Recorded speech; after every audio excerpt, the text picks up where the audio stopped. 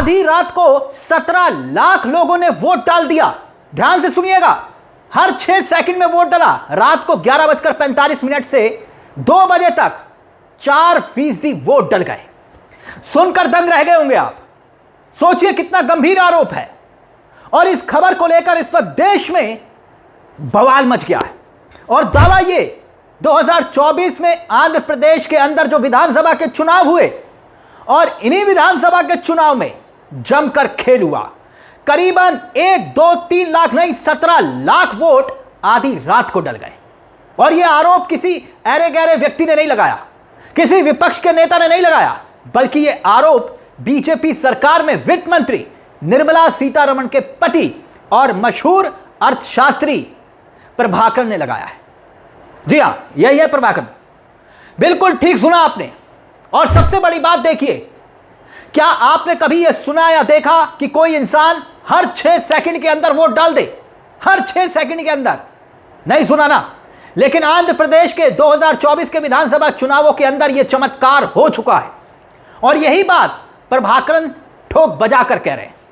दरअसल उन्होंने एक कार्यक्रम के अंदर आंध्र प्रदेश के विधानसभा चुनावों को लेकर एक से बढ़कर एक खुलासे करने का जिक्र किया। और वो खुलासे इस वक्त देश के भीतर सबको चौंका रहे हैं। और दावा जिस तरीके से किया गया है उसने कई सवालों को खड़ा कर दिया है। आंध्र प्रदेश के बूथ पर, जी हां, जब देश सो रहा था, आंध्र प्रदेश के बूथों पर वोट डाले जा रहे थे। कौन सी दिव्य शक्ति थी जो वोट डाल रही थी, किसी को मालूम नहीं। और हो सकता है कि कुछ लोग शायद यह भी कह दें कि भाई लंबी लंबी कतारें होती हैं, इस वजह से रात को 2 बजे तक लोग वोट डाल रहे होंगे। लेकिन अर्थशास्त्री प्रभाकर ने दिल्ली के भीतर एक कार्यक्रम में जो आंकड़े सामने रखे वो वाकई किसी के भी होश फाख्ता कर देंगे। क्यों? क्योंकि आधी रात के बाद हर 20 सेकंड के अंदर आंध्र प्रदेश के अंदर वोट डाला गया था। और सबसे बड़ी बात यह कि कुछ बूथों पर 6 सेकंड के अंदर वोट डाला गया।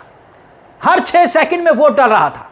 जरा सोचिए, आप पोलिंग बूथ के अंदर जाते हैं, ऑफिसर आपकी आईडी चेक करता है, रजिस्टर में एंट्री होती, रजिस्टर में आपकी उंगली पर स्याही लगती है, आपका बटन दबाने का वक्त करीब करीब 1-2 मिनट होता है, वीवीपैट की पर्ची कटने का इंतजार होता है। और सबसे बड़ी बात आप ये देखिए कि पूरे प्रोसेस के अंदर कहीं ना कहीं कुछ वक्त निकलता है। कम से कम आप ये लगा लीजिए कि इस प्रोसेस में 1 मिनट, 2 मिनट, 3 मिनट, 4 मिनट लगते होंगे। लेकिन सबसे बड़ी बात यह कि इस मशीन को लेकर यह भी कहा जाता है कि इस मशीन में जो दोबारा वोट डालने की प्रोसेस है, जो दोबारा अगर वोट डालते हैं प्रोसेस है, वो 14 सेकंड के बाद तैयार होता है। एक तरीके से आप एक वोट डालिए तो आपको 14 सेकंड वेट करना पड़ता है दूसरे वोट के लिए। तो भैया हर 6 सेकंड में वोट कैसे डल गया? क्या यह सवाल नहीं है? शायद इतनी देर में कोई इंसान ठीक से सांस भी नहीं ले पाता होगा। लेकिन इस बीच दावा यह कि हर 6 सेकंड के अंदर आंध्र प्रदेश में कौन सी ऐसी दिव्य शक्ति आई कि विधानसभा चुनाव में विधायकों को चुनने के लिए हर 6 सेकंड में बटन दबा। इस पूरे के पूरे वोटिंग पैटर्न के अंदर आप आयोग की टाइमिंग देखिए। 13 मई को यह खबर देखिए, 13 मई को शाम 5 बजे यह कहा गया था कि इन चुनावों में करीब करीब 68% वोट पड़े। रात 8 बजे यहां थोड़ा सा आंकड़ा बढ़ के 68% तक हो गया। लेकिन जिस घड़ी 11:45 हुए, अचानक छलांग लगी और आंकड़ा पहुंच गया 76% के पार। और 4 दिन के बाद यह पता चलता है कि राज्य के अंदर कुल वोटों की संख्या हो गई 81% से ज्यादा। अब आप सोचिए, क्या वाकई में आंध्र प्रदेश में गांव और शहर में लोग रात को 2-2 बजे तक इतनी लंबी संख्या में सड़कों पर खड़े होकर वोट डालने के लिए इंतजार करते हैं? 3500 बूथ, रात भर लाइनें लगी होंगी क्या? और शासन प्रशासन को इसकी कोई जानकारी नहीं होगी क्या? देश की होनहार मीडिया के अंदर ये खबरें देखी या सुनी आपने? आंध्र प्रदेश के अंदर लोग वोट देने के लिए इतने ज्यादा उत्सुक हैं कि रात को 2 बजे तक लाइनें लगाकर खड़े थे पोलिंग बूथ के बाहर। क्या ऐसा संभव हो सकता है? ऐसी कहीं खबरें मीडिया के अंदर देखी या सुनी आपने? और ये चुनावी आंकड़े हैं या कोई शेयर मार्केट का ग्राफ? कभी ऊपर कभी नीचे, कभी ऊपर कभी नीचे, अब तो नीचे ही है। शाम 5 बजे के बाद आखिर ऐसी कौन सी सुनामी आ गई कि लोग लंबी लंबी कतारें लगाकर वोट डालने के लिए रात को 2 बजे तक का इंतजार कर रहे थे? क्या रात को बूथ पर फ्री में बिरयानी बट रही थी क्या, या कोई डिस्काउंट सेल लगी हुई थी?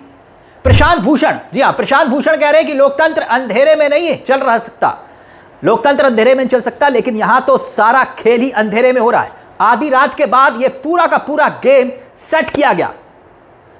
कार्यक्रम के अंदर प्रशांत भूषण भी थे जहां पर यह दावा हो रहा था, लेकिन इस पूरे मामले को लेकर दोस्तों, जहां प्रभाकर ने अपनी बात को रखा आंध्र प्रदेश के चुनावों को लेकर, एक बड़ा खुलासा किया, वहीं दूसरी तरफ प्रशांत भूषण जैसे जो लोग थे वो खुलकर कह रहे थे कि चुनावी प्रक्रिया में पारदर्शिता अब खत्म हो चुकी है।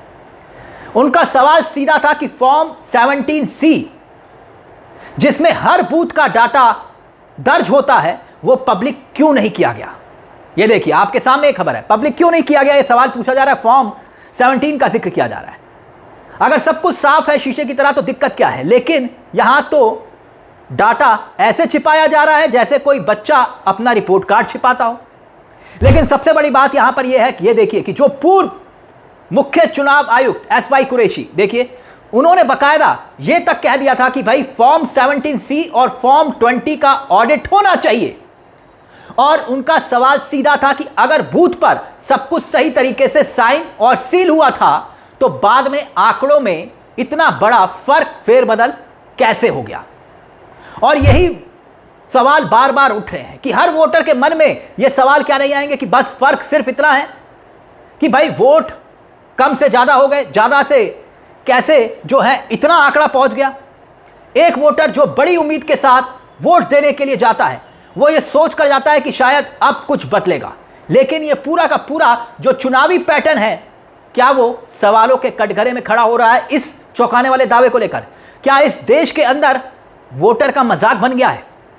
क्या एक वोटर मजाक का पात्र बनकर रह गया है? क्या उसे खुद नहीं पता कि वो जो वोट डाल रहा है, क्या वो वाकई में वोट डल भी रहा है या फिर नहीं? ये आरोप इस दावे के बाद खड़े होते हैं। देखिए, इससे पहले निर्मला सीतारमण के जो पति हैं ये प्रभाकर, उन्होंने एक और दावा किया था, याद करिए, विपक्ष को चुनाव, जी हां, चुनावी प्रक्रिया में शामिल ही नहीं होना चाहिए, लड़ना ही नहीं चाहिए, और उन्होंने सोचिए ये तक बड़ी बात कह दी थी, दावा कर दिया था उनको कुछ समय पहले यह दावा था कि विपक्ष को यह सब कुछ छोड़ देना चाहिए, क्योंकि जिस तरीके से कई जगहों पर वोट चोरी की खबरें आ रही है, चुनावी गड़बड़ियां और धांधली की खबरें आ रही हैं, इससे विपक्ष को खुद को चुनावी प्रक्रिया से अलग कर देना चाहिए, नहीं लड़ना चाहिए। तो क्या वाकई में देश की सत्ता या सरकार अब यही चाहती है कि विपक्ष जैसी जो चीज है या फिर विपक्ष है वो देश के अंदर खत्म हो जाए? और यहां तक कि प्रभाकर ने अपने एक बयान के अंदर यह तक कह दिया था कि अगर गड़बड़ी नहीं होती तो इंडिया गठबंधन 316 सीटें लोकसभा चुनाव के अंदर लेकर आती। सोचिए यह बात कौन कह रहा है? वित्त मंत्री निर्मला सीतारमण के पति कह रहे हैं कि इंडिया गठबंधन जीत सकता था, धांधली हुई। और इस बार जब लोकसभा के चुनाव के नतीजे आए थे, जहां पर 400 पार 400 पार 400 पार का नारा दिया गया था, उसी दौरान हमने देखा कि किस तरीके से बीजेपी पार्टी, यह पूरा का पूरा जो सपना था वो एकदम चकनाचूर हो गया। जितनी सीटों की उम्मीद बीजेपी ने की थी वो नहीं आई थी, लेकिन क्या इन जो सीटों का जिक्र किया जा रहा है जो जीती गई थी, क्या उसके अंदर कोई धांधली हुई थी? जो प्रभाकर आरोप लगा रहे हैं कि अगर ये खेल नहीं होता तो 2024 में इंडिया गठबंधन की सरकार होती। देश के बड़े अर्थशास्त्री और विद्वान व्यक्तियों में से एक माने जाते हैं प्रभाकर। विपक्ष तो लगातार ये कहता रहा है, आप लोगों को याद होगा कि राहुल गांधी ने वोट चोरी को लेकर एक बार नहीं 3-3 बार 4-4 बार प्रेस कॉन्फ्रेंस की, तमाम तरह के दावे किए, लेकिन इस बीच ये प्रभाकर का दावा, इस पूरे मुद्दे को लेकर आपकी क्या राय है? आपको क्या लगता है कि क्या वाकई में आंध्र प्रदेश में जो कि मोदी जी के बैसाखी नंबर 1 यानी कि टीडीपी यानी कि चंद्रबाबू नायडू की जो सरकार है वो फर्जी वोटों से खड़ी हुई? ये आरोप तो यही बता रहे हैं। इस पूरे मुद्दे को लेकर आपकी क्या राय है? आपको क्या लगता है कि चुनाव आयोग को इस पूरे मामले को लेकर सफाई देनी चाहिए कि नहीं, या फिर यह बताना चाहिए जो प्रभाकर दावा कर रहे हैं उन दावों में कितना दम है? इस पूरे मुद्दे को लेकर अपनी राय हमें कमेंट बॉक्स में जरूर दीजिएगा। मुझे तिलक चावला को दीजिए इजाजत। एक छोटी सी दरख्वास्त, हमारे चैनल को सब्सक्राइब जरूर कर लीजिएगा। मंच आप ही का है जहां कलम गुलाम नहीं। नमस्कार, जय हिंद, जय भारत।